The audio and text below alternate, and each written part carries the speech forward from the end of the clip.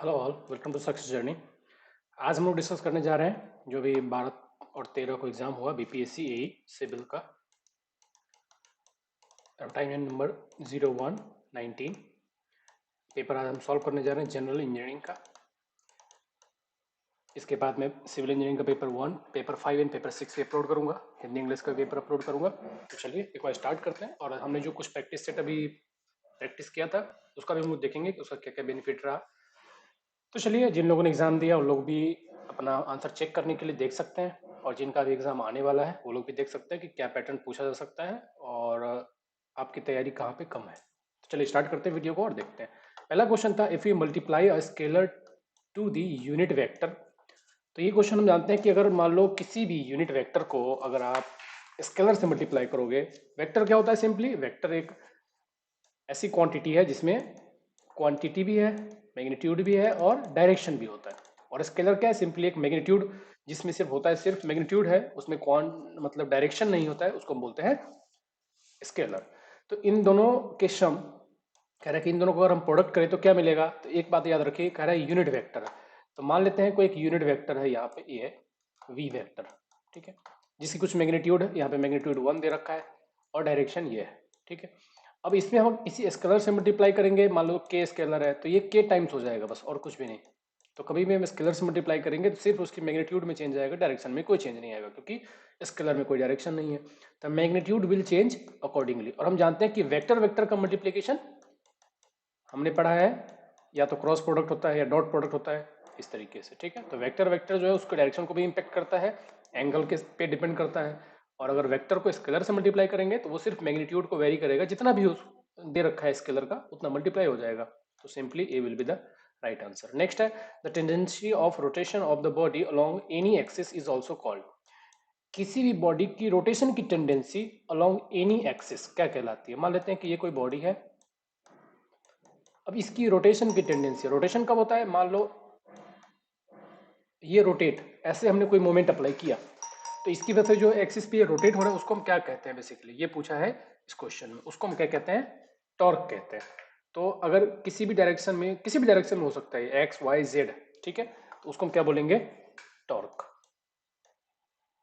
Torque में क्या होता है? ऑब्जेक्ट अपनी एक्सिस पे ही रहता है, मान लो ये एक्सिस ही है, लेकिन ये वार्प हो जाता है, ठीक है, वार्पिंग बोलते हैं जिसको। तो ये टॉर्क एक ऐसा है जो कि बॉडी में क्या करता है? रोटेशन लाता है, या फिर उसको क्या है, एक वार्पिंग लाता है। नेक्स्ट है, the algebraic sum of the resolved part of a number of forces in given direction is equal to the resolved part of their resultant in the same direction. This is as per the principle of, ये हम सब जानते हैं। क्या बोल रहा है कि मतलब sigma F X is equal to 0, sigma F Y, मतलब एफ एक्स डायरेक्शन में जितना फोर्स है और वाई डायरेक्शन में जितना फोर्स है, अगर इन दोनों का हम रिजल्टेंट निकालते हैं तो वो इन दोनों के स्क्वायर के बराबर में होगा। सिग्मा एफ एक्स का स्क्वायर, सिग्मा एफ वाई का स्क्वायर। ये कौन सा प्रिंसिपल है? Resolution of forces. इसे हम क्या करते हैं? फोर्स को रिजोल्व करते हैं, एक डायरेक्शन की फोर्स को हम एक साथ रिजोल्व करते हैं और अपोजिट डायरेक्शन की फोर्स को हम एक साथ रिजोल्व करते हैं। नेक्स्ट है, equation of motion can be used for. Equation of motion हमने कई सारे 10th में 12th में पढ़ा होगा। इक्वेशन ऑफ मोशन जैसे कि क्या है? S is equal to U T plus half A T square, V square is equal to U square plus 2as, और एक तीसरा एक और था,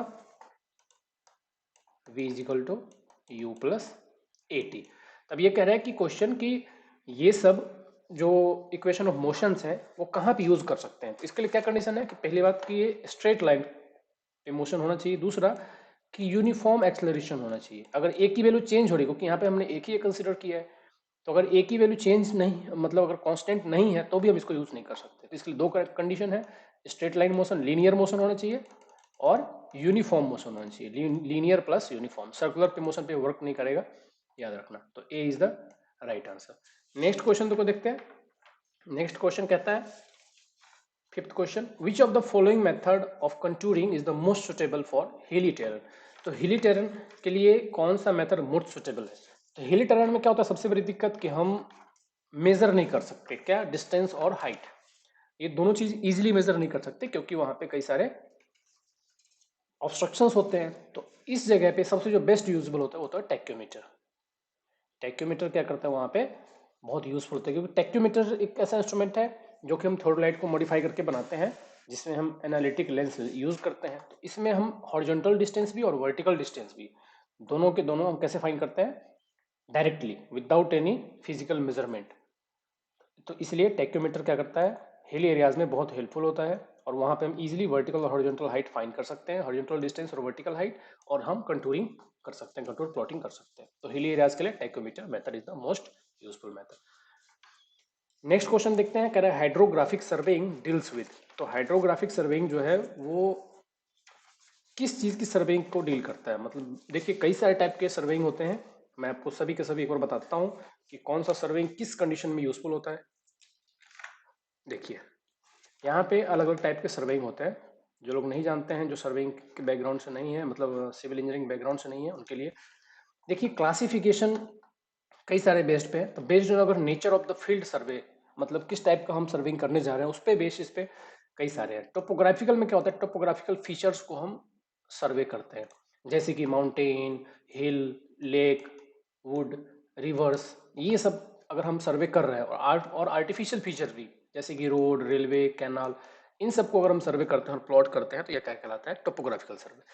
कैडास्ट्रल सर्वे भी कई बार पूछा जाता है कि कैडास्ट्रल सर्वे जो है वो किस लिए यूज करते हैं, तो हम प्रॉपर्टी लाइन को फिक्स करने के लिए, चाहे इंडिविजुअली चाहे ग्लोबली, चाहे हमें किसी कंट्री का या फिर स्टेट का बाउंड्री लाइन हमें लोकेट करना है, ड्रॉ करना है, तो उसके लिए भी यूज करते हैं। तो fixing boundary line, fixing property line, ये सब आए तो इसके लिए होता है कैडास्ट्रल सर्वे। इसके लिए हम यूज करते हैं रेवेन्यू चेन का, इसके लिए हम यूज करते हैं रेवेन्यू चेन का, जो कि 33 फीट लॉन्ग होता है और 16 लिंक्स होते हैं उसमें। तो कई बार ये भी पूछा जाता है कि रेवेन्यू चेन किस काम के लिए यूज होता है, तो कैडास्ट्रल सर्वे के लिए।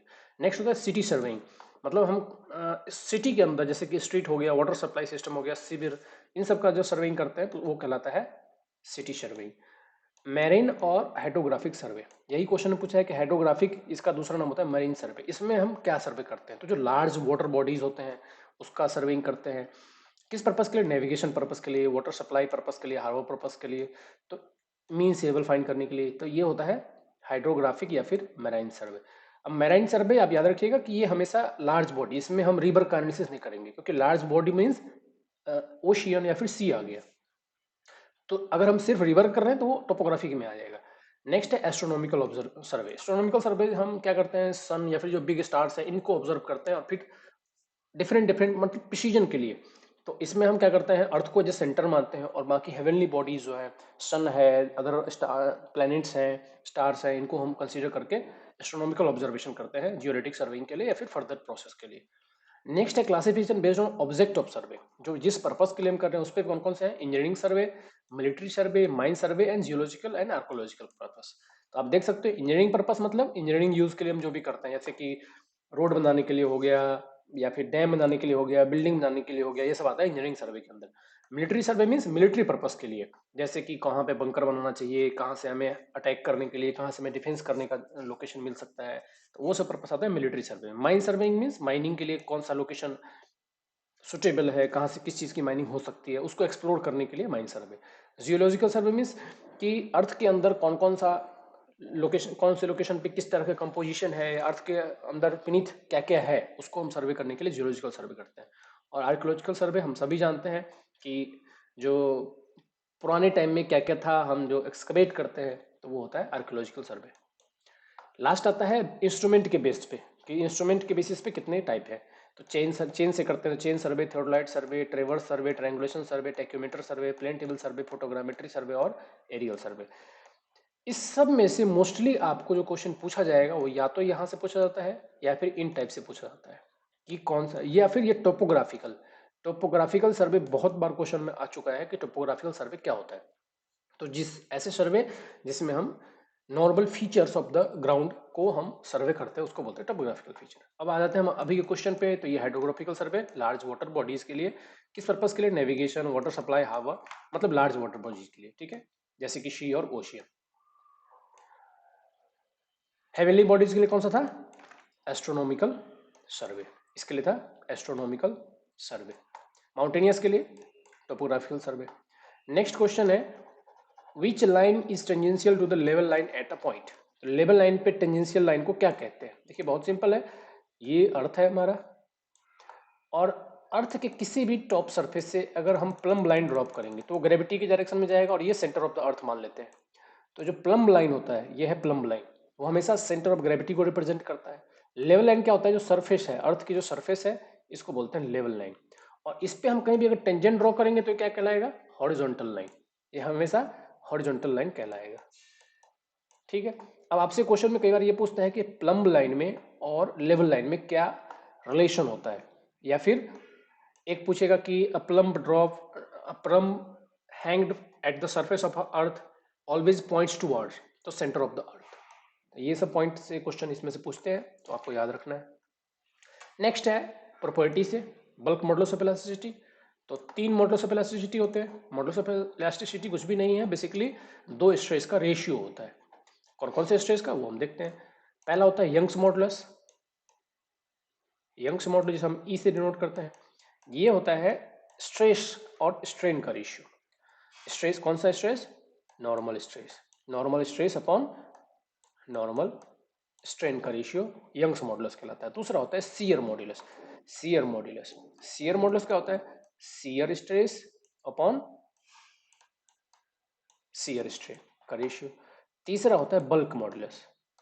बल्क मॉडुलस क्या होता है, axial stress upon volumetric strain. Volumetric strain, ठीक है। ये होता है बल्क मॉडुलस का फॉर्मूला कि लोड तो हम एक ही एक्सिस पे लगा रहे हैं, मतलब एक्स में लगा रहे हैं, लेकिन हम उसका स्ट्रेन तीनों डायमेंशन में मेजर कर रहे हैं। ये होता है बल्क मॉडुलस। तो आप देख सकते हैं shear stress upon shear stress किसका हो गया, शियर मॉडुलस का। Tensile tensile tensile stress upon tensile, इसको हम ई कह सकते हैं, मॉडुलस ऑफ यंग्स मॉडुलस कह सकते हैं, मॉडुलस ऑफ इलास्टिसिटी जिसको कहते हैं। उसके बाद ये हो गया क्या, direct stress upon volumetric stress. So 8th का आंसर हो जाएगा आंसर डी। नेक्स्ट है factor of safety. Factor of safety किसका रेशियो होता है, मैंने बताया था आप लोगों को अपने प्रैक्टिस सेट में, ultimate stress upon working stress. Working stress या फिर परमिसिबल स्ट्रेस। ये हो गया आंसर सी, कि अल्टीमेट स्ट्रेस कितना आने वाला है स्ट्रक्चर पे लाइफ टाइम में, एक मैक्सिमम वैल्यू पीक जो आने वाला है वो, और वो लोड जो नॉर्मली एवरेज डेली लाइफ में जितना अप्लाइड रहता है, इन दोनों का रेशियो कहलाता है फैक्टर ऑफ सेफ्टी। नेक्स्ट है the object of caulking in a rivet joint is to make. तो देखिए, चाहे वो कॉल्किंग हो,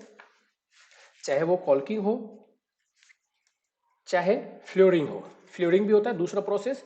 इन दोनों का काम क्या होता है, जो रिवेट जॉइंट हम लगाते हैं दो प्लेट पे, मान लो ये प्लेट है और ये दूसरा प्लेट है, यहाँ पे हमने रिवेट लगाया,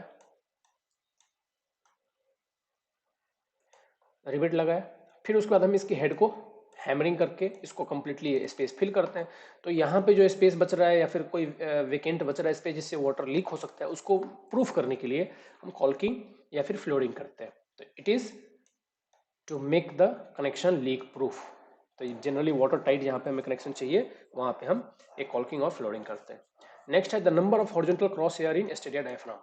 स्टेडिया डायफ्राम में हॉरिजॉन्टल क्रॉस हेयर कितने होते हैं, तो ये बहुत सिंपल है।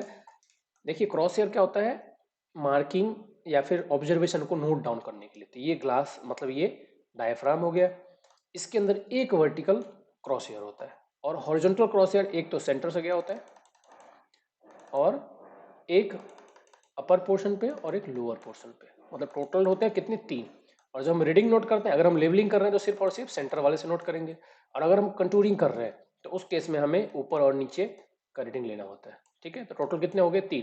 तो ये ऊपर और नीचे का हाफ कट होता है, ऐसे इतने पोर्शन में ही होता है, लेकिन सेंटर वाला पूरे सेक्शन में थ्रू आउट गया होता है ऐसे। तो वर्टिकल और हॉरिजॉन्टल तो कंप्लीटली होता है, लेकिन बाकी के जो ये दो हैं वो कुछ पोर्शन तक ही दिखाई देता है, मतलब हाफ होते हैं। तो टोटल अगर vertical horizontal cross hair count करेंगे तो 3 होता है। ठीक है, इसे बोलते हैं स्टेडिया डायफ्राम का क्रॉस हेयर। वर्टिकल पूछेगा तो 1। नेक्स्ट है bergschrund is a topographical feature in. अब देखिए ये बर्गस्टर्न किसको कहते हैं, मैं आपको दिखाता हूं। ये ग्लेशियर है, ये ग्लेशियर है जिसमें अलग अलग जोन है। मान लो ये ग्लेशियर जब टूटता है अपने कुछ पोर्शन से, जिसको हम क्या कहते हैं, बर्गस्टर्न। ठीक है, ये पोर्शन क्या कहलाता है, ये इस ग्लेशियर से पोर्शन कट के अलग हो गया। तो ये या फिर रैंड रैंड फ्लूट होगा, उस केस में भी आप इसको ग्लेशियर का ही मार्क करेंगे जब ऑप्शन में आता है ग्लेशियर। ठीक है, ग्लेशिएटेड रीजन। तो बोल रहा है कि किसका फीचर है, तो ये हमेशा ग्लेशियर के साथ होता है। और ये कौन सा पोर्शन है, जब छोटा पोर्शन ग्लेशियर से एक लार्ज पोर्शन अलग होता है तो। नेक्स्ट है प्लेन टेबल का साइज क्या है। प्लेन टेबल का साइज बहुत बार आता है क्वेश्चन में। जनरली इसके लिए कौन सा प्लेन टेबल यूज करते हैं, जॉनसन टेबल यूज करते हैं। और जॉनसन टेबल के दो साइज होते हैं, आप याद कर लीजिए, जॉनसन टेबल के दो साइज होते हैं। पहला होता है 45/60 सेंटीमीटर और दूसरा होता है 60/75 सेंटीमीटर, जिसपे ड्राइंग शीट रख के हम ड्राइंग करते हैं ग्राउंड का फीचर्स के। तो 45/60 और 60/75, ठीक है। तो ये दो साइज अवेलेबल होते हैं।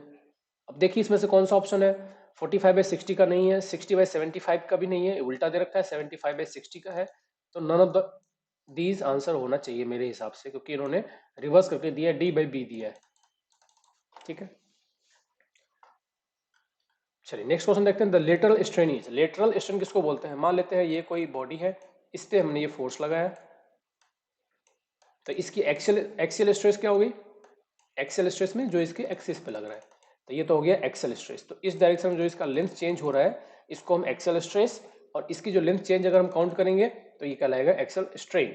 अगर ये डेल्टा एल हम मान लेते हैं और ये एल है, तो ये होगा डेल्टा L/L, क्या होगा, एक्सियल स्ट्रेस, एक्सियल स्ट्रेन, इसको हम ए से डिनोट करते हैं।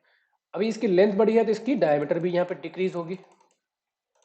तो अगर हम इसकी अपोजिट डायरेक्शन में, अगर हम इस डिक्रीमेंट को फाइंड करना चाहें, मान लेते हैं इसका ये जो विड्थ है बी है, ये कितना घटा, तो डेल्टा B/B अगर हम करेंगे तो ये क्या कहलाएगा, lateral strain. This is what lateral strain is. The lateral strain की डायरेक्शन क्या होती है, हमेशा perpendicular to the applied load, strain at the right angle to the direction of applied load, perpendicular या फिर राइट एंगल। तो answer C हो जाएगा आंसर। नेक्स्ट है marble in example of. Marble किसका एग्जांपल है, हम जानते हैं तीन टाइप के रॉक्स होते हैं, igneous, metamorphic and sedimentary. Igneous rock के एग्जांपल कौन सा है, ग्रेनाइट है, बसाल्ट है, ट्रैप है, ये सब क्या है, इग्नियस रॉक है। हमारे अर्थ में 95% रॉक इग्नियस रॉक है। ग्रेनाइट, बसाल्ट एंड ट्रैप ये सभी हो गए इग्नियस रॉक। नेक्स्ट होता है सेडिमेंट्री रॉक। सेडिमेंट्री रॉक जो सेडिमेंटेशन से बनता है लेयर बाय लेयर, जैसे कि लाइमस्टोन, सैंडस्टोन, डोलेमाइट, ये सब। मेटामॉर्फिक रॉक क्या है, ये मेटामॉर्फिक रॉक सेडिमेंट्री और इग्नियस रॉक से ही बनता है by a process called metamorphism. Metamorphism काफी लॉन्ग समय तक हीट और प्रेशर के इफेक्ट में रहने की वजह से ये ट्रांसफॉर्म हो जाते हैं, चाहे वो इग्नियस से भी फॉर्म हो सकता है, वो सेडिमेंट्री रॉक से भी फॉर्म हो सकता है, उसको बोलते हैं मेटामॉर्फिक। तो मेटामॉर्फिक रॉक के कॉमन एग्जांपल है क्वार्टेजाइट, स्लेट, मार्बल, निस, ये सब, ठीक है।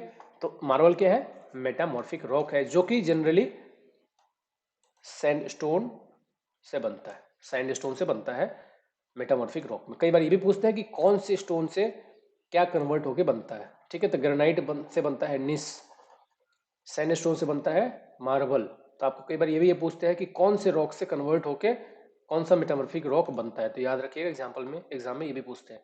द प्रिंसिपल ऑफ ट्रांसिबिलिटी, ट्रांसिबिलिटी के प्रिंसिपल पे क्या बेस्ड है। तो देखिए ट्रांसफरेबिलिटी प्रिंसिपल क्या है, कहता है कि कोई भी अगर बॉडी पे फोर्स लग रहा है, किसी बॉडी पे अगर फोर्स लग रहा है, तो उसके लाइन ऑफ एक्शन, मान लेते हैं ये बॉडी है, अगर फोर्स यहाँ से लग रहा है, ठीक है, यहाँ पे लग रहा है, और इसका लाइन ऑफ एक्शन का लाइन अगर हम ड्रॉ करेंगे तो ऐसा बनेगा। कह रहा है कि ये फोर्स यहाँ एक्ट करने के बदले यहाँ भी एक्ट करे, यहाँ भी एक्ट करे, यहाँ भी एक्ट करे, कहीं भी अगर उसी लाइन ऑफ एक्शन पे एक्ट करे तो रिएक्शन में कोई फर्क नहीं पड़ने वाला है। यही है प्रिंसिपल ऑफ ट्रांसिबिलिटी।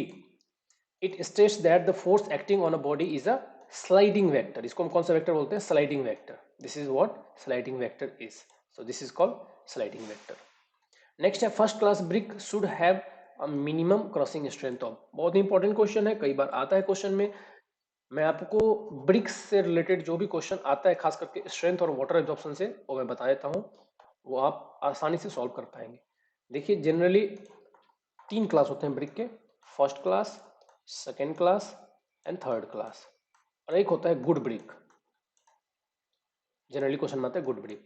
तो फर्स्ट क्लास की जो ब्रिक होती है, फर्स्ट क्लास की ब्रिक, उसकी कंप्रेसिव स्ट्रेंथ होती है 10 मेगापास्कल, 10 मेगापास्कल होनी चाहिए मिनिमम। सेकेंड क्लास की 7 मेगापास्कल और थर्ड क्लास की 5 मेगापास्कल, और गुड ब्रिक की 3.5 मेगा पास्कल। ये IS 1077 में क्लियरली मेंशन्ड है, आप यहाँ पे जाके देख सकते हैं।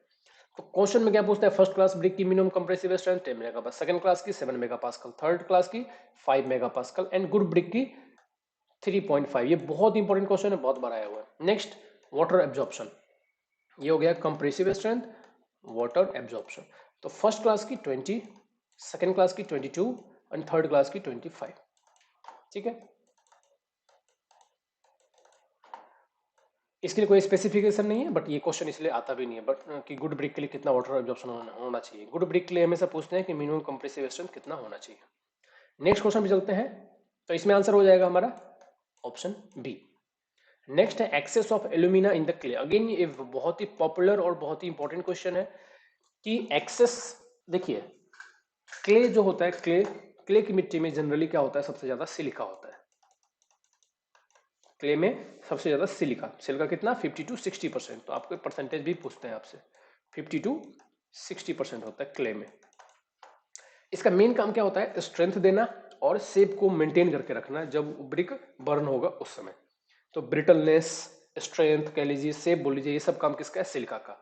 लेकिन अगर वो सिलिका का परसेंटेज 50 to 60% से ज्यादा हो जाए, 70% हो जाए, 75% हो जाए, तो इससे क्या होता है ये पूछा है।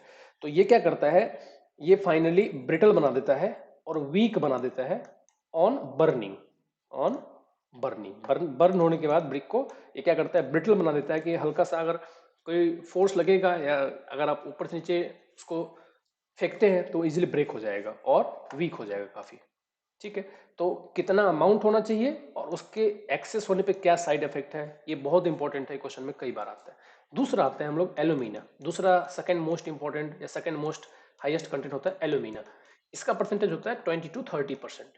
तो आपसे भी पूछते हैं कि एल्यूमिना का परसेंटेज ब्रिक में कितना होता है, तो 20 to 30%। और एक्सेस ऑफ एल्यूमिना से क्या होता है, तो crack and warp on drawing.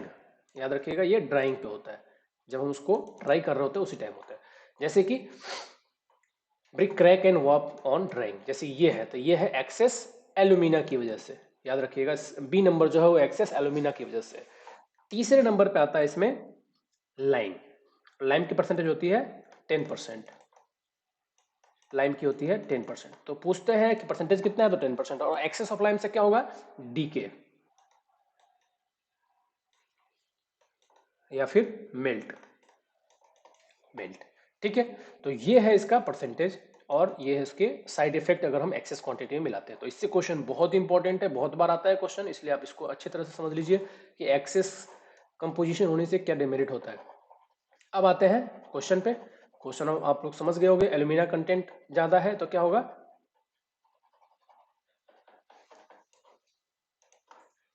ये किसकी वजह से, सिलिका की वजह से, ये सिलिका की वजह से, और ये किसकी वजह से था, एल्यूमिना की वजह से। ठीक है, तो आंसर क्या हो जाएगा, आंसर बी। तीसरा होता है मैग्नीशियम। कभी कभी पूछते हैं कि जो ब्रिक में आपको येलो कलर दिखता है वो क्यों होता है, तो ड्यू टू मैग्नीशिया। तो अगर ये ऑप्शन पूछता कि ये ऑप्शन किसके लिए सही है, तो यहाँ पे आता मैग्नीशिया। मैग्नीशिया की वजह से ब्रिक येलोइश कलर का दिखता है। Next again very very important question, कि बॉगिस कंपाउंड में से कौन सा कंपाउंड है सीमेंट के अंदर जो कि अल्टीमेट स्ट्रेंथ को देता है, मतलब लॉन्ग टर्म स्ट्रेंथ देता है। Ultimate means long term strength को देता है। तो हमने देखा था पहले भी कि C3S जो होता है वो 28 डेज स्ट्रेंथ के लिए रिस्पॉन्सिबल होता है, और C2S जो होता है वो क्या करता है, अल्टीमेट स्ट्रेंथ, या फिर इसको दूसरी भाषा में कैसे पूछते हैं कि आफ्टर 1 ईयर के बाद सीमेंट में कौन स्ट्रेंथ देता है, तो C2S है। या फिर अल्टीमेट स्ट्रेंथ कौन देता है, तो die calcium silicate C2S। Try calcium aluminate C3A क्या करता है, सेटिंग को कॉज करता है, मतलब सेमी प्लास्टिक से सॉलिड स्टेट में कन्वर्ट करता है सीमेंट को। सीमेंट जो हार्ड होता है वो हार्डनिंग प्रोसेस इसकी वजह से होता है। Next durability of concrete, again very very important question, बहुत बार पूछा जा चुका है कि ड्यूरेबिलिटी ऑफ कंक्रीट किसके पे डिपेंड करता है, किसके प्रोपोर्शनल होता है, तो ये होता है cement to aggregate ratio. Higher the cement to aggregate ratio, higher will be the durability. हालांकि इसमें और भी सारे बहुत सारे फैक्टर होते हैं, बट एग्जाम पर्सपेक्टिव के लिए प्रैक्टिकली आपको नहीं सोचना है यहाँ पे, एग्जाम पर्सपेक्टिव के लिए आपको ये समझ के और याद कर लेना है। जितना सीमेंट और एग्रीगेट का रेशियो ज्यादा होगा उतना ही ड्यूरेबिलिटी ज्यादा होगा, मतलब उस स्ट्रक्चर या उस कंक्रीट की लाइफ उतनी ज्यादा होगी। एसिड रेजिस्टेंस या एनवायरमेंट रेजिस्टेंस उसका उतना ज़्यादा होगा। नेक्स्ट, ये क्वेश्चन हमने प्रैक्टिस सेट में डिस्कस किया था। द डेप्थ ऑफ वाटर, देखिए क्या क्वेश्चन है कि अगर डेप्थ ऑफ वाटर चैनल में ग्रेटर देन है क्रिटिकल डेप्थ से, तो हमने डिस्कस किया था कि एक क्रिटिकल डेप्थ होता है, ये है क्रिटिकल डेप्थ, मान लेते हैं किसी रिवर फ्लो का, ये रिवर का बेड है और ये क्रिटिकल डेप्थ है, और कह रहा है कि डेप्थ ऑफ वाटर जो है वो ज़्यादा है, मतलब एक्चुअल डेप्थ है यहाँ पे, इतना वाटर है इसमें, तो ये कौन सा होगा? हमने देखा था कि अगर डेप्थ इसके बराबर हो तो इसे हम बोलते हैं क्रिटिकल फ्लो, मतलब एफ आर की वैल्यू 1 है, फ्राउड नंबर की वैल्यू 1। अगर इसके नीचे है तो एफ आर की वैल्यू ग्रेटर देन 1 हो जाएगी, और इसके ऊपर है अगर तो एफ आर की वैल्यू लेस देन 1 होगी। और अगर एफ आर की वैल्यू लेस देन 1 है मतलब इसको बोलते हैं सब क्रिटिकल फ्लो, नीचे है तो सुपर क्रिटिकल फ्लो। इन दोनों के अलग अलग नाम है। अब इस सुपर क्रिटिकल फ्लो के भी कुछ नाम है, एक दो और नाम, और सब क्रिटिकल के भी अलग अलग नाम है। इस यही नाम से क्वेश्चन आया हुआ है, मैंने आपको बताया भी था। अब देख लेते हैं एक बार और फटाफट सुपर क्रिटिकल को क्या क्या बोलते हैं। तो सुपर क्रिटिकल देखिए, torrential flow, torrential flow, shooting flow, shooting flow, rapid flow, या फिर सुपर क्रिटिकल फ्लो, ये सब एक है। तो आपसे अगर सुपर क्रिटिकल का एग्जांपल पूछे कभी भी तो इन सब के नाम आप याद रखिए, torrential flow, shooting flow, rapid flow, ये सब सुपर क्रिटिकल के एग्जांपल्स हैं, अलग अदर नेम्स हैं, ठीक है। और उसी तरह से सब क्रिटिकल के क्या नाम है? ट्रांक्विल, ट्रांक्विल, और दूसरा क्या नाम है सब क्रिटिकल के? दूसरा नाम है स्ट्रीमिंग, स्ट्रीमिंग, स्ट्रीमिंग, ट्रांक्विल एंड सब क्रिटिकल, ये तीन नाम है सब क्रिटिकल के। तो पहले तो आपको देखना है कि फ्लो का लेवल क्या है। अगर क्रिटिकल पे है तो क्रिटिकल फ्लो, बात खत्म हो गई। अगर क्रिटिकल फ्लो से ऊपर है तो सब क्रिटिकल फ्लो कहलाता है, क्योंकि फ्राउड नंबर की वैल्यू लेस देन 1 होती है। उसके तीन नाम होते हैं, सब क्रिटिकल फ्लो, सब क्रिटिकल फ्लो के और दूसरे नाम कौन कौन से हैं? Tranquil flow and streaming flow. अगर फ्लो की जो लेवल है वो क्रिटिकल डेप्थ से नीचे है तो उसको बोलेंगे सुपर क्रिटिकल फ्लो, या फिर रैपिड फ्लो, या फिर शूटिंग फ्लो, या फिर टोरेंशियल फ्लो। आपसे ये भी पूछ सकते हैं कि अगर सब क्रिटिकल फ्लो है तो एफ आर की वैल्यू बताओ, एफ आर की वैल्यू लेस देन 1 है या ग्रेटर देन 1 है। मैंने इसलिए यहाँ पे फ्राउड नंबर की वैल्यू यहाँ पे लिख दिया है, ठीक है। चलिए नेक्स्ट क्वेश्चन देखते हैं। तो इसका आंसर हो जाएगा ट्रांक्विल फ्लो, सब क्रिटिकल का दूसरा नाम। नेक्स्ट है, देखिए ये क्वेश्चन मैंने कितनी बार आपको बताया था प्रैक्टिस सेट में कि रेशियो से क्वेश्चन जरूर आते हैं। अब देखिए यहाँ पे क्या है क्वेश्चन में, ratio of inertia force to elastic force. हमने डिस्कस किया था कि क्या बोलते हैं इसको, मैच नंबर कहते हैं। और मैच नंबर हमने ये भी डिस्कस किया था, अगर 1 2 3 है मतलब अगर 1 से कम है तो सबसोनिक, 1 से ज्यादा है तो सुपरसोनिक, और अगर 1 है तो सोनिक फ्लो, और 1 2 3 है तो क्या बोलेंगे? Hypersonic, hypersonic. चलिए देखते हैं एक बार, पहले क्वेश्चन पे चलते हैं। अभी क्वेश्चन में क्या पूछा है कि इनर्शिया फोर्स और इलास्टिक फोर्स है, तो उसको हम बोलेंगे मैच नंबर। रेनॉल्ड्स नंबर किस किस का रेशियो होता है हमेशा याद रखिएगा, न्यूमिनेटर में हमेशा इनर्शिया फोर्स ही होगा, और अगर रेनॉल्ड्स नंबर है तो यहाँ पे आ जाएगा viscous force, viscous force. Froude number में क्या आता है? Inertia force by gravity force. और वेबर नंबर में क्या आता है? वेबर नंबर में आता है surface tension force, inertia force upon surface tension force, ठीक है। चलो नेक्स्ट क्वेश्चन देखते हैं। रेनॉल्ड्स नंबर इज द, अभी पूछा हमने, अभी डिस्कस किया inertia force to viscous force. अगर इलास्टिक फोर्स है तो मैच नंबर, ग्रेविटी फोर्स है तो फ्राउड नंबर, अगर प्रेशर फोर्स है, अगर प्रेशर फोर्स है तो Euler's number, and viscous force है तो रेनॉल्ड्स नंबर, ठीक है। बस ये नंबर है आपके, इसके रेशियो हमेशा याद रखिएगा, इन सभी की यूनिट और डायमेंशन कुछ भी नहीं होती। When the match number lies between, कितने से कितने के रेंज में होगा तो फ्लो सुपरसोनिक कहलाएगा, सुपरसोनिक।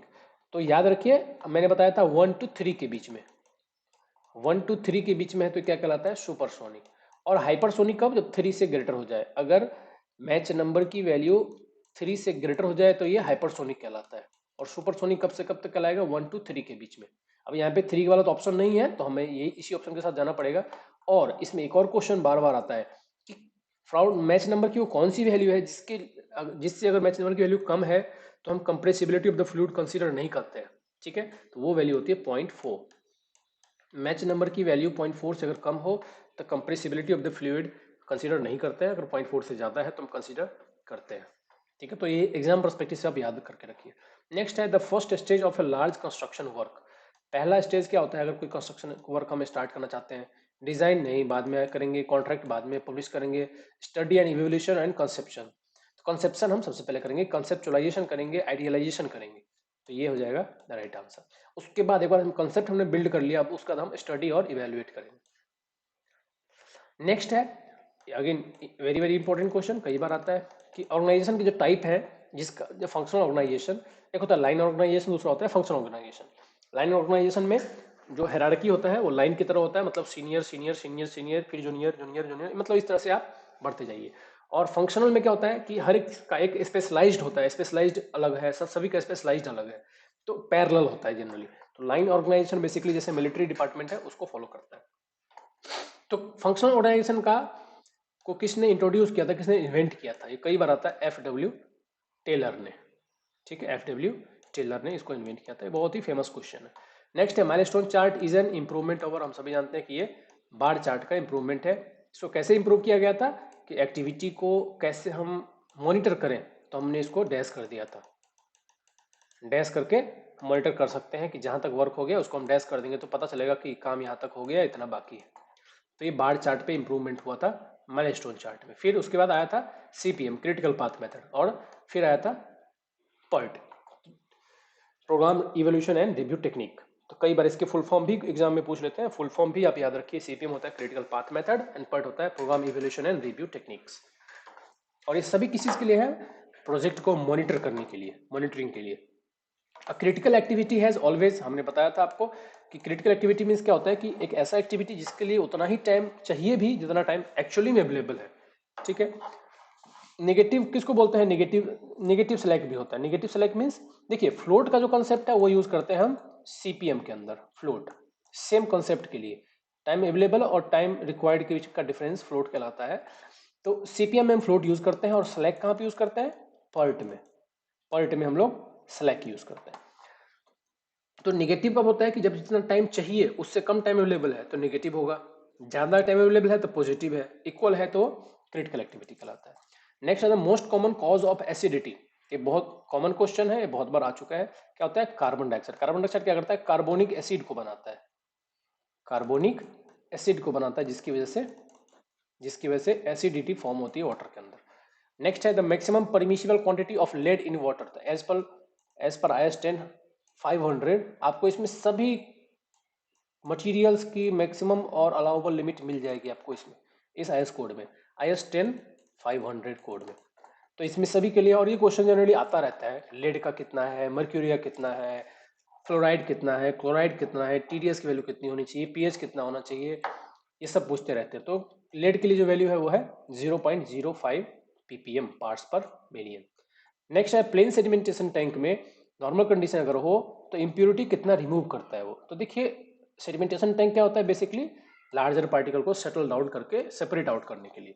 तो दो प्रकार का सेडिमेंटेशन टैंक होता है, एक होता है प्लेन सेडिमेंटेशन टैंक और दूसरा होता है सेडिमेंटेशन टैंक विद कोएगुलेशन। तो कोएगुलेशन में हम क्या करते हैं कि जो बहुत ही फाइनर पार्टिकल है उसके हम लंप्स फॉर्म करते हैं। तो जो हम ऐड करते हैं कोएगुलेंट्स, वो क्या करता है, छोटे छोटे पार्टिकल को जोड़ के एक बड़ा गुच्छा बना देता है, लंप बना देता है, और वो फिर लास्ट में सेटल डाउन हो जाता है। तो plain sedimentation and sedimentation with coagulation. तो प्लेन सेडिमेंटेशन की एफिशिएंसी कितनी होती है, 70%, और अगर विद कोएगुलेशन है तो 90-95% उसकी एफिशिएंसी होती है। नेक्स्ट है the process of purifying water by passing it through a bed of fine granular material. तो उस प्रोसेस को क्या कहते हैं कि अगर हम प्यूरिफाई कर रहे हैं वाटर को simply by passing through a fine granular material, जैसे कि सैंड ग्रेवल के थ्रू, तो इसको बोलते हैं फिल्ट्रेशन। आपने पढ़ा भी होगा स्लो सैंड फिल्टर और रैपिड सैंड फिल्टर, जिसमें हम सैंड रखते हैं, ग्रेवल रखते हैं, उससे हम वाटर को पास करवाते हैं, और जो भी बैक्टीरिया है, पार्टिकल्स है, वो सब उसमें ट्रैप हो जाते हैं और एक क्लीन वाटर हमें मिलता है। This is called filtration. Screening क्या होता है, लार्ज वाटर बॉडीज, जो हेवनली बॉडीज है, जैसे कि हेवनली बॉडीज कह रहा हूँ, लार्ज बॉडीज है, जैसे कि कोई ट्री के टुकड़े हैं, कोई बहुत बड़ा पत्थर है, कोई डेड बॉडीज हैं, इन सबको सेपरेट करने के लिए हम स्क्रीनिंग यूज करते हैं। कोएगुलेशन हमने देख लिया अभी सेडिमेंटेशन के लिए, सेडिमेंटेशन मीन्स लार्ज पार्टिकल्स को सेटल डाउन करने के लिए। नेक्स्ट क्वेश्चन है, नेक्स्ट क्वेश्चन देखते हैं, the minimum dissolve oxygen required. Again very very important question, ये क्वेश्चन कई बार पूछता है कि कितना कम से कम DO की वैल्यू चाहिए जिससे एक्वेटिक लाइफ सर्वाइव कर सके। तो इसका फिक्स्ड आंसर है 4 ppm। 4 ppm से जैसे ही कम होगा एक्वेटिक लाइफ डेड होने लगेगा। और जहाँ पे जोन ऑफ एक्टिव डिकम्पोजिशन होता है उसमें डीओ की वैल्यू जनरली फॉल हो जाती है जीरो के पास, तो वहां पे एक्वेटिक लाइफ भी सर्वाइव नहीं कर सकते। तो अगर आपको रिवर में दिख रहा है कि डीओ की वैल्यू अगर 4 से कम हो जा रही है, मतलब उस रिवर में फिर एक्वेटिक लाइफ का सर्वाइव करना बहुत मुश्किल है। तो इस 4 ppm is the fix answer, इसको आप रट जाइए। एक्वेटिक लाइफ के लिए 4 ppm मिनिमम वैल्यू चाहिए। नेक्स्ट है एक्सरे फिल्म्स। एक्सरे जो फिल्म होता है, एक्सरे की अगर हम रीजनरेट करते हैं तो वहां से गैस, मतलब कौन सी गैस जनरेट होती है। देखिए बहुत ही अच्छा क्वेश्चन है। देखिए जब हम एक्सरे जनरेट करते हैं तो वहां से दो गैस निकलता है। एक होता है निट्रस ऑक्साइड, निट्रिक ऑक्साइड, एनो निट्रिक ऑक्साइड, और दूसरा निकलता है नाइट्रोजन डाइऑक्साइड। अगर हम उसको अगर हम उसको निट्रस ऑक्साइड अगर हम देते हैं, तो निट्रस ऑक्साइड हम पास करते हैं जो कि फॉर्म करता है एक्सरे फिल्म, तो वो ये दो गैस को रिलीज करता है, nitric oxide and nitrogen dioxide. तो यहाँ पे अगर ऑप्शन में होता एंड एनओ भी होता तो आप एनओ भी टिक कर सकते थे, और NO2 है तो ये दोनों ही गैस रिलीज होते हैं, NO2 एंड NO। ठीक है, nitric oxide and nitrogen dioxide. Next है the minimum size of the smoke particle is. Smoke particle का मिनिमम साइज क्या होता है? 0.5 माइक्रोमीटर, 0.5 माइक्रोमीटर, 0.5 माइक्रोमीटर। ठीक है, मिनिमम साइज होता है स्मोक पार्टिकल का। अच्छा, इसमें से एक क्वेश्चन और पूछते हैं कि PM 2.5 होता है एक, पार्टिकुलेट मैटर 2.5, और PM 10 होता है।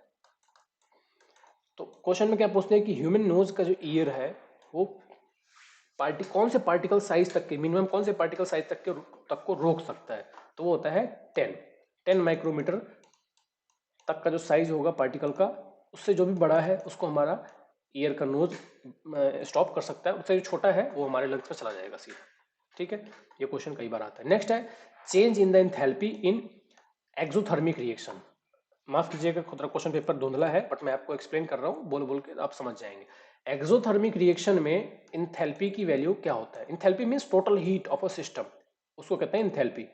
अब एक्सोथर्मिक है मीन्स, अब एक्सोथर्मिक का मीनिंग क्या होता है कि मतलब हीट बाहर इवॉल्व हो रहा है। तो देखिए बाहर भी हीट इवॉल्व होने का क्या मतलब है कि टोटल हीट जो है ना, टोटल एनर्जी के जो प्रोडक्ट का है, टोटल एनर्जी ऑफ प्रोडक्ट, मैं यहाँ पे लिख देता हूँ, प्रोडक्ट का जो एनर्जी, जो प्रोडक्ट जो फाइनली फॉर्म हो रहा है उसका जो एनर्जी है वो लेस देन है एनर्जी ऑफ रिलेक्टेंट, जो उसमें जो रिएक्शन कर रहा है उसके एनर्जी से अगर लेस है तो उसको बोलते हैं एक्सोथर्मिक, इसलिए वो बाहर जा रहा है। उसको उस समय क्या होगा? इंथैल्पी निगेटिव होगी, क्योंकि एनर्जी का लॉस हो रहा होगा। ठीक है, तो इंथैल्पी निगेटिव हो जाएगी, क्योंकि total heat of the system is decreasing, because total heat of the product, total energy of the product is less than the energy of the individual reactant.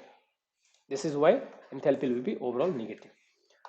Ideal Rankine cycle is an process of, ये बहुत famous question है, Rankine cycle से, auto cycle से question पूछते हैं। तो Rankine cycle जो ideal condition में है उस समय को क्या बोलते हैं? तो आइडियल कंडीशन में ये रिवर्सिबल होता है। मतलब जैसे कि हम हीट जनरेट करके, बॉयलर को हीट करके फिर टरबाइन चलाते हैं, फिर कंडेंसर से उसको कन्वर्ट करते हैं लिक्विड में, फिर पंप से उसको पंप करते हैं, इस प्रोसेस को हम रिवर्स भी कर सकते हैं। तो आइडियल कंडीशन में इट इज रिवर्सिबल। नेक्स्ट है net work done in Rankine cycle is the difference of. Net work done किसके बराबर होता है? देखिए रैंकाइन साइकिल आप सभी लोग जानते हैं कि ये बॉयलर है हमारा, यहाँ पे बॉयलर को हमने इनपुट दिया कुछ ना कुछ एनर्जी, तो ये वाटर को बॉईल किया, यहाँ से पाइप के थ्रू स्टीम आगे बढ़ा, यहाँ से स्टीम आगे बढ़ा, यहाँ पे क्या हुआ? टरबाइन लगाया हमने, यहाँ पे हमने टरबाइन का ब्लेड इससे टर्न करवाया। अब यहाँ पे जब टरबाइन का ब्लेड टर्न हुआ तो इसने क्या किया? एनर्जी प्रोड्यूस किया। तो यहाँ पे इसकी एक इंथैल्पी होगी, मान लेते हैं यहाँ पे एक इंथैल्पी E1, यहाँ पे इंथैल्पी है E2, यहाँ पे इंथैल्पी है E3। अब यहाँ पे जो इंथैल्पी आया, फिर इस यहाँ पे जाहिर सी बात है यहाँ प्रेशर कम होगा इसका, क्योंकि जो टरबाइन ने यूज किया, और बाद में यहाँ पे क्या हुआ? कंडेंसर, यहाँ पे होता है कंडेंसर। कंडेंसर क्या करता है? फिर इस वेपर को लिक्विड में कन्वर्ट कर देता है। और लास्टली यहाँ पे क्या होता है? यहाँ पे होता है पंप, यहाँ पे क्या होता है? ऐसे पंप लगा होता है। तो पंप क्या करता है जनरली? फिर इस लिक्विड को यहाँ पंप करके बॉयलर में पुश कर देता है। तो यही है इसका टोटल साइकिल, रैंकिन साइकिल का। तो कह रहे हैं कि इसमें जो नेट वर्क डन होता है वो किसके बराबर? तो यहाँ पे देखिए ये जो वर्क डन है वो इन दोनों इंथैल्पी का डिफरेंस है, और एक इंथैल्पी यहाँ पे पावर से पहले होगा और एक पावर के बाद होगा, पंप के बाद होगा। तो ये है वो एनर्जी जो हमें मिल रही है, और ये एनर्जी है जो हमें देनी पड़ रही है इसको अगेन पंप करने के लिए। तो इन दोनों का जो डिफरेंस होगा वही होगा जो एनर्जी हमें नेट मिल रहा है, नेट हमें जो मिल रहा है, क्योंकि ये तो हमें एडिशनल देनी पड़ रही है इसको, और ये हमें टरबाइन से मिल रहा है energy. Turbine work and pump work का जो डिफरेंस होगा वही होगा नेट एनर्जी के बराबर। नेक्स्ट है efficiency of Rankine cycle is also expressed x. तो एफिशिएंसी को कैसे हम एक्सप्रेस करते हैं, एक तो एफिशिएंसी देखिए, एफिशिएंसी आप वैसे अगर आप थ्योरेटिकली अगर फाइंड कर रहे हैं तो आप सिंपली इसको इजीली सॉल्व कर सकते हैं कि जो एफिशिएंसी होता है वो क्या होता है कि जितना एनर्जी हम दे रहे हैं वो डिवाइड बाय जितना एनर्जी हमने सप्लाई किया था, मतलब जितना एनर्जी हमें मिल रहा है वो डिवाइड बाय जितना एनर्जी हमने सप्लाई किया था, इन दोनों का रेशियो होता है। तो इसका जो आंसर है वहां पे यहाँ पे आएगा हीट रेट। जिस रेट से हम हीट अप्लाई कर रहे हैं इसका रेशियो कहलाता है, जिस रेट से हम हीट अप्लाई कर रहे हैं वो, और जितना आउटपुट हमें मिल रहा है वो, इन दोनों का रेशियो एफिशिएंसी के एक अनदर फॉर्म में हम इसको डिनोट करते हैं। Next, in which of the following cycle heat is added at a constant pressure. Again बहुत ही पॉपुलर क्वेश्चन है कि कौन से प्रोसेस में हीट को ऐड किया जाता है। तो देखिए हीट की एडिशन दोनों ही प्रोसेस में होती है, मतलब ऑटो में भी होती है और डीजल साइकिल में भी होती है। तो ऑटो साइकिल और डीजल साइकिल दोनों में ही ऐड की जाती है कांस्टेंट प्रेशर और कांस्टेंट वॉल्यूम पे, कांस्टेंट वॉल्यूम पे। तो यहाँ पे ड्यूअल साइकिल आएगा आंसर में, ड्यूअल साइकिल, ड्यूअल साइकिल, क्योंकि ये ड्यूअल साइकिल क्या होता है, ऑटो और डीजल साइकिल दोनों को कंबाइन करके बनता है। ठीक है, तो इसमें हम कांस्टेंट प्रेशर और कांस्टेंट वॉल्यूम पे हम ऐड करते हैं हेड हीट को। ठीक है, हीट इज एडेड। नेक्स्ट है efficiency of auto cycle is independent of. बहुत ही इंपॉर्टेंट क्वेश्चन है कि ऑटो साइकिल का इफिशियंसी, पहले तो हम देखते हैं फॉर्मूला क्या होता है। तो इफिशियंसी इज इक्वल टू होता है 1 - 1 अपॉन आर गामा -1। अब इसमें आर क्या है, कंप्रेशन रेशियो, और गामा क्या है, specific heat ratio, specific heat का रेशियो। तो ये इन दोनों पर डिपेंड किया, किस पे, कंप्रेशन रेशियो पर और स्पेसिफिक हीट रेशियो पे। तो डिपेंड किस पे, अगर ये पूछता कि इंडिपेंडेंट नहीं डिपेंडेंट ऑन, तो स्पेसिफिक मतलब स्पेसिफिक हीट रेशियो पे, specific heat and compression ratio. तो इन दोनों पे डिपेंड करता है। अगर डिपेंड का क्वेश्चन पूछता तो बी और सी आंसर होता, और अगर पूछेगा किस पे डिपेंड नहीं करता है तो हीट एडेड, मतलब हीट सप्लाइड। जो हम इसमें हीट ऐड कर रहे हैं उस पर डिपेंड नहीं करता है। ठीक है, तो आंसर ए हो जाएगा इसमें राइट आंसर। नेक्स्ट है in a transformer the resistance between its primary and secondary. तो ट्रांसफॉर्मर में प्राइमरी और सेकेंडरी रेजिस्टेंस के बीच में कितना रेजिस्टेंस होता है। ठीक है, तो देखिए प्राइमरी और सेकेंडरी कॉइल जो होता है उसके बीच में कोई डायरेक्ट कांटेक्ट नहीं होता, उसके बीच में लिक्विड होता है। तो डायरेक्ट कांटेक्ट नहीं है इसलिए resistance is consider to be infinite. ठीक है, इसके बीच में सिर्फ और सिर्फ लिक्विड होता है, तो इसके बीच में कोई डायरेक्ट कांटेक्ट नहीं है इसलिए रेजिस्टेंस को कंसीडर किया जाता है कितना, इनफाइनाइट। नेक्स्ट है the energy possessed bye a body for doing work by virtue of its position. बहुत सिंपल है, एक अपनी पोजीशन की वजह से जो किसी भी बॉडी में एनर्जी आता है उसको क्या बोलते हैं, पोटेंशियल एनर्जी, और वेलोसिटी की वजह से जो आता है उसको क्या कहते हैं, kinetic energy. Curve of varying radius is known as. देखिए कर्व होता है, सिंपल कर्व किसको बोलते हैं कि एक रेडियस का कोई कर्व हो, ये हो गया सिंपल कर्व आर रेडियस का। कंपाउंड कर्व दो रेडियस या दो से ज्यादा रेडियस मिला हो, इस तरह का कोई कर्व हो जिसकी एक जगह पे रेडियस अलग हो R1 हो और यहाँ से इसकी रेडियस R2 हो, तो इसको बोलेंगे हम कंपाउंड कर्व। रिवर्स कर्व किसको बोलेंगे, इसको बोलेंगे रिवर्स कर्व। और ट्रांजिशन कर्व क्या है, जैसे कि स्पाइरल हो गया, क्यूबिक पैराबोला हो गया, लेमनीस्केट हो गया, ये सब स्पाइरल कर्व है। तो इसकी रेडियस जैसे जैसे इसकी लेंथ बढ़ती है, length is inversely proportional to the radius. ये है किसका, स्पाइरल कर्व का इक्वेशन। तो ये जैसे जैसे लेंथ वेरी कर रहा है वैसे वैसे रेडियस भी इसका वेरी कर रहा है, इसको क्या बोलते हैं, ट्रांजिशन कर्व। नेक्स्ट है the angle by which forward tangent, forward tangent और बैकवर्ड टेंजेंट के बीच में जो एंगल बनता है उसको हम क्या कहते हैं। तो ये अगेन कर्व में आता है, बहुत सिंपल है। मान लेते हैं कि ये है बैकवर्ड टेंजेंट और ये है फॉरवर्ड टेंजेंट, ये है यहाँ से फॉरवर्ड टेंजेंट और ये है एक्चुअल कर्व, ये है एक्चुअल कर्व।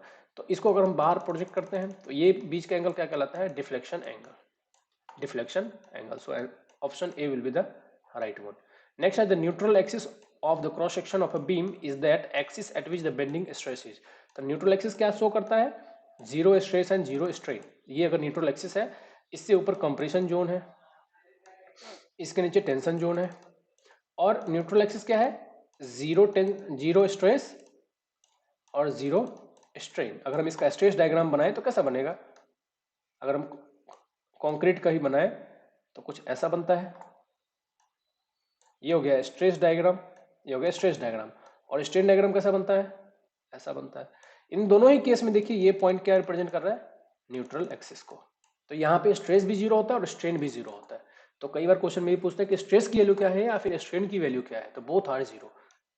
इसमें बेंडिंग स्ट्रेस पूछा है, सिर्फ स्ट्रेस की बात कर रहा है। अगर स्ट्रेन भी होता तो भी जीरो ही आता। ठीक है, नेक्स्ट क्वेश्चन पे चलते हैं। Gibbs module is a type of, ये क्या है? रिजिड मॉड्यूल है जिसकी फ्लेक्सिबिलिटी कितनी होती है? जीरो। गिब्स मॉड्यूल की फ्लेक्सिबिलिटी कितनी होती है? जीरो। क्वेश्चन में ये भी आता है कई बार कि रिजिड मॉड्यूल की फ्लेक्सिबिलिटी कितनी होती है? तो जीरो के बराबर होती है। तो गिब्स, देखिए मैं आपको एग्जांपल बताता हूँ रिजिड मॉड्यूल का कौन सा एग्जांपल है। तो गिब्स मॉड्यूल है रिजिड मॉड्यूल के एग्जांपल। दूसरा कौन सा मॉड्यूल है? खन्ना मॉड्यूल है, खन्ना मॉड्यूल है और फूटे मॉड्यूल है। ये तीनों मॉड्यूल कौन से हैं? रिजिड मॉड्यूल के एग्जांपल है। इसमें डिस्चार्ज डिपेंडेंट नहीं होता है सप्लाई पे, इसको बोलते हैं रिजिड मॉड्यूल। नेक्स्ट आता है सेमी फ्लेक्सिबल या फिर सेमी रिजिड, मतलब फ्लेक्सिबल है लेकिन वो सेमी है। उस केस में कौन कौन से एग्जांपल है? जैसे कि pipe outlet, venturi flume, open flume, adjustable orifice, semi rigid module, ये सब क्या है? सेमी रिजिड के एग्जांपल्स हैं। तो सेमी मॉड्यूलर के, और देखिए मॉड्यूल क्या होता है? आउटलेट होता है, मतलब जहां से फाइनल जो माइनर आ रहा है कैनाल का, जहां से वाटर किस में जाएगा? आपके फील्ड में जाएगा। इन दो जगहों के बीच में जो आउटलेट होता है वाटर सप्लाई के लिए, उसको बोलते हैं आउटलेट। तो रिजिड मॉड्यूल के एग्जांपल कौन कौन से हैं? खन्ना है, गिब्स है। और अगर आपसे पूछे कि सेमी मॉड्यूल के कौन से हैं, तो इसका बेस्ट एग्जांपल पूछा जाता है कनेडी। तो कनेडी मॉड्यूल, जिसको हम वेंचुरी फिल्म के नाम से जानते हैं, वो होता है सेमी मॉड्यूल का। नेक्स्ट है grid chambers of sewage plant are usually changed after. Grid chamber जो सीवेज प्लांट का होता है, ग्रिड चैम्बर क्या होता है कि ऐसा चैम्बर जो सेडिमेंटेशन टैंक की तरह ही वर्क करता है, लेकिन सीवेज ट्रीटमेंट प्लांट में हम स्क्रीन के बाद लगाते हैं इसको, सैंड, ग्रेवल, इन सबको अलग करने के लिए। तो उसका जो फिल्ट्रेशन है या फिर उसकी जो सफाई है या फिर चेंजिंग है, वो कितने दिन के बाद होती है? जनरली होती है 14 डेज के बाद। तो ये आ गया 2 week is the right answer. ठीक है, नेक्स्ट है the cement widely used in retaining wall. Retaining wall में ज्यादातर हम कौन सा यूज करेंगे? क्योंकि रिटेनिंग वॉल एक बहुत बड़ा आरसीसी स्ट्रक्चर होता है, तो इस केस में हमें ऐसे सीमेंट का यूज करना है जिसकी एक्सोथर्मिक, क्योंकि सीमेंट का रिएक्शन क्या होता है? एक्सोथर्मिक होता है। तो हम एक ऐसे सीमेंट का यूज करेंगे जिसकी हीट इवॉल्व का जो रेट है वो कम से कम हो। तो इसमें हम यूज करेंगे लो हीट सीमेंट, ताकि कम से कम हीट को इवॉल्व करे, रिलीज करे, जिससे कि कोई क्रैक ना आए, थर्मल क्रैक ना आए। लो हीट सीमेंट, जैसे कि डैम भी होता है यहाँ पे, तो डैम में भी सेम आंसर होता है। डैम हो चाहे रिटेनिंग वॉल हो, आपको लो हीट सीमेंट की तरह यूज करना है। रैपिड हार्डनिंग सीमेंट कहाँ पे यूज करता है? रिपेयरिंग के लिए। Sulphate resistance cement marine work के लिए। ऑर्डिनरी पोर्टलैंड सीमेंट जहाँ चाहो वहाँ यूज कर सकते हो। लास्ट क्वेश्चन है the sum of percentage of a deleterious material in the aggregate shall not. इसके लिए एग्रीगेट के लिए कौन सा कोड है? S code 2386। और डिलीटेशियस मटेरियल के लिए कौन सा पार्ट है उसका? 2386 का पार्ट 2, IS 2386 पार्ट 2 में आपको मिलेगा कि डिलीटेशियस मटेरियल में क्ले, सैंड, ये सब कितना कितना हो सकता है मैक्सिमम। तो मैक्सिमम क्या कहता है? ये मैक्सिमम 5% तक अलाउड है, इसके ऊपर अलाउड नहीं है। ठीक है, तो ये था जनरल इंजीनियरिंग का पेपर। इसके बाद में civil engineering paper 5, civil engineering paper 6 भी लाने वाला हूँ। तो आप लोग देखते रहिए और सीखते रहिए। कुछ डाउट है तो आप लोग कमेंट सेक्शन में लिखिए। उम्मीद करता हूँ आप लोगों को समझ में आया होगा। वीडियो अच्छा लगा हो तो लाइक कीजिए, सब्सक्राइब कीजिए, अपने दोस्तों के साथ शेयर कीजिए। Thank you all, thanks for the watching.